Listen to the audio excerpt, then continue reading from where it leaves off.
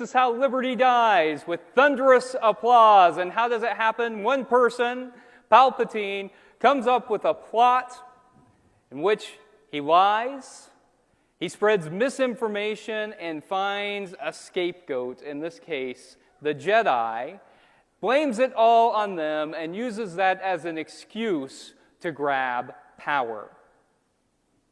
Sound familiar? A little bit, right? It's a reminder of how delicate republics are, even constitutional republics with representative democracies, how quickly they can fall. And it is a reminder that there is a call to embrace the light side, to embrace the side that values diversity of opinion, diversity of belief, that values diversity of leadership, and embraces that. It is a reminder that with the fragility of republics, that we all have an obligation to stand on behalf of those whose rights are being oppressed, whose rights are being taken away.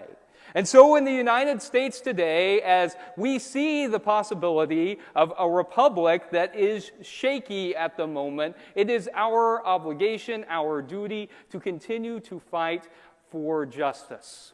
What's up, everybody? Major Retired Richard Ojeda here, and the last group Donald Trump ever expected to turn on him, evangelical Christians, is leaving in droves. On May 4th, Star Wars Day, while fans celebrated tales of galaxies far, far away, Reverend Dr. Caleb J. Lyons of University Christian Church delivered a sermon that transcended fandom. George Lucas, the creator of Star Wars, grew up Methodist, and pieces of Christianity found their way into Star Wars. The whole notion of the cosmic battle between good and evil, the fact that somebody could be lifted up to bring balance to the universe, and even pieces of liturgy like, "May the Fourth be with you," "May the Force be with you," "May the Lord be with you," "May the peace of Christ be with you."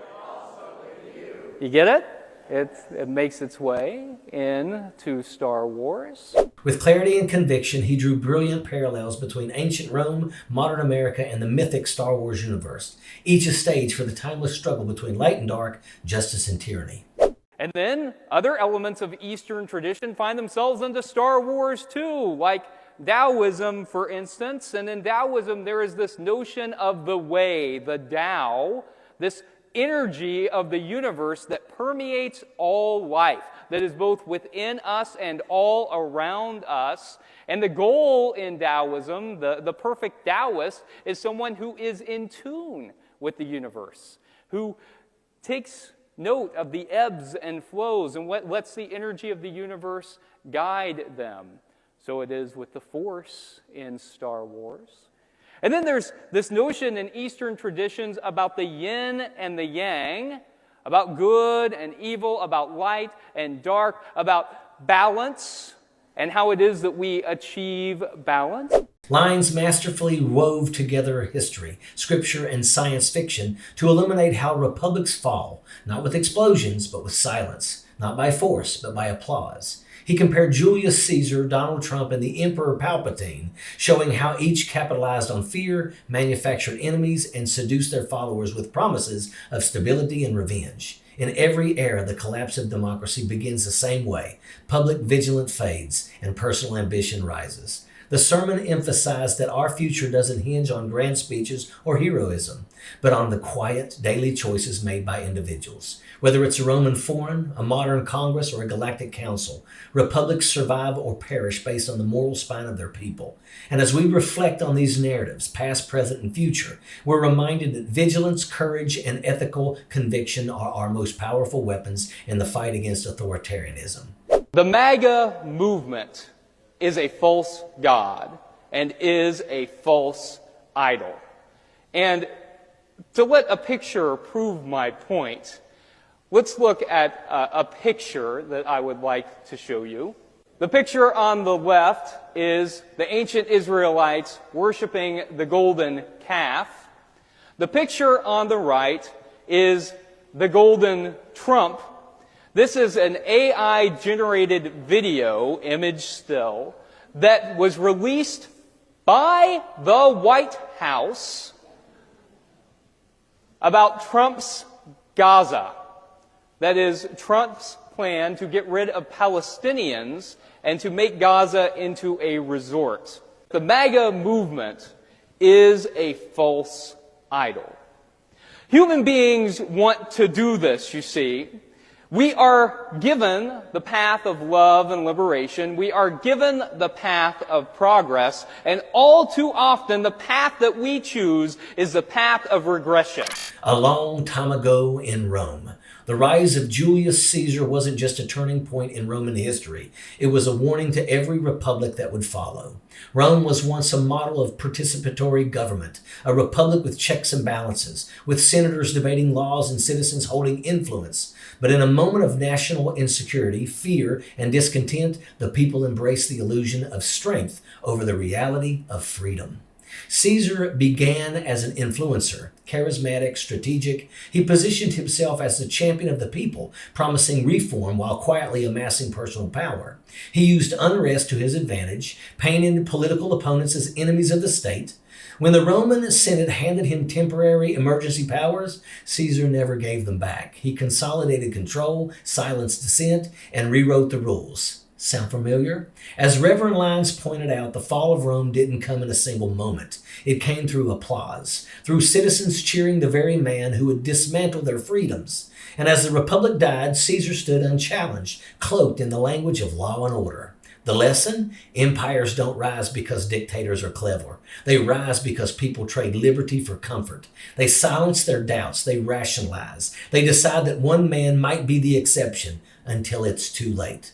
The Roman Republic didn't fall in a war. It fell in a vote. If Caesar was the blueprint, Donald Trump is the remix. Like Palpatine in the Galactic Senate, Trump rose by playing the part of the outsider, the reformer, the self-proclaimed champion of the forgotten. But behind the slogans and the rallies, he built his power the same way emperors always have, through fear, division, and the willing surrender of democratic norms. In a stunning parallel to Rome, we watched a modern republic flirt with autocracy.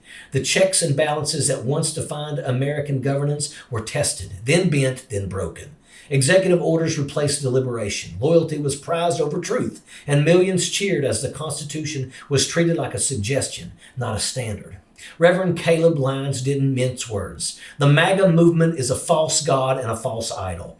The single line sent shockwaves through the pews and the internet, because beneath the red hats and political cosplay lies something deeper, a dangerous substitution of personality for principle.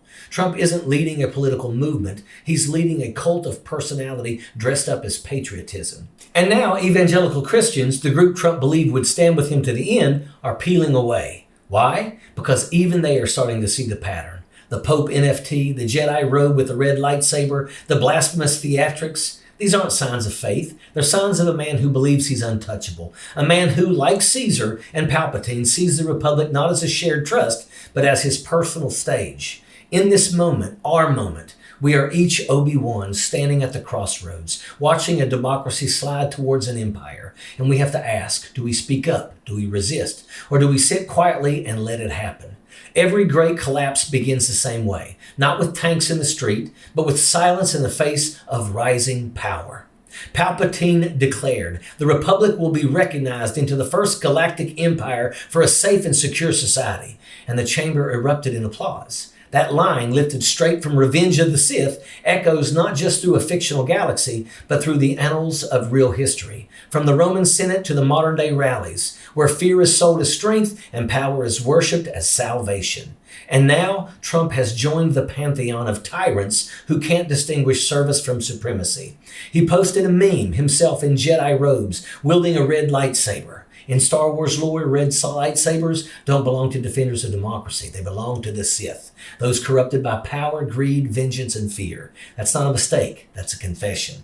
But what Trump doesn't understand is this. The Force doesn't bend to ego. That image wasn't strength. It was delusion. Just like his Pope NFT. just like his campaign of grievance and gold-plated lies. He stands among a familiar cast of enablers, Elon Sleaze Bagano, slinging death sticks disguised as cybertrucks, trading public interest for personal profit, Marge the Trainwreck Green and Lauren Beetlejuice Bobert, shrinking into void like Sith acolytes high on conspiracy fumes, Mike Johnson whispering about morality while scrolling the dark web, all hypocrites. They are the same species that cheered Caesar's ascension, that propped up Palpatine, that surrendered not just rights but responsibility. But here's the truth. Reverend Lyons brought down the lightning. The darkness only wins if the people forget that they have a choice. Every republic, Roman, American, galactic, falls when its citizens abandon their agency, when they stop choosing compassion over cruelty, facts over fantasy, and light over dark. And right now, the rebellion is growing in church basements, in organizing circles, on street corners, and state house steps. Every day, people are standing up, not with blasters or banners, but with votes, with voices, with conviction. Because resistance isn't a slogan, it's a decision, a choice, one we make daily. And if you think this is just fiction, just fanfare, just a nerdy sermon from a San Diego church, then you missed the message. Star Wars was never just a movie. It was a warning, a mirror, a myth written in neon to remind us that empires rise, but so do rebels. And Donald Trump, he's no Jedi. He's not the hero of the story. He is the cautionary tale. So we end where we begin. The last group he thought would ever leave him, the faithful, the flock, are now walking away, not with rage, but with resolve, because they finally see the red lightsaber in his hand. And in galaxy not so far away, justice is coming. May the Force and the future be with us all. And that's a fact. Sappers clear the way, airborne all the way.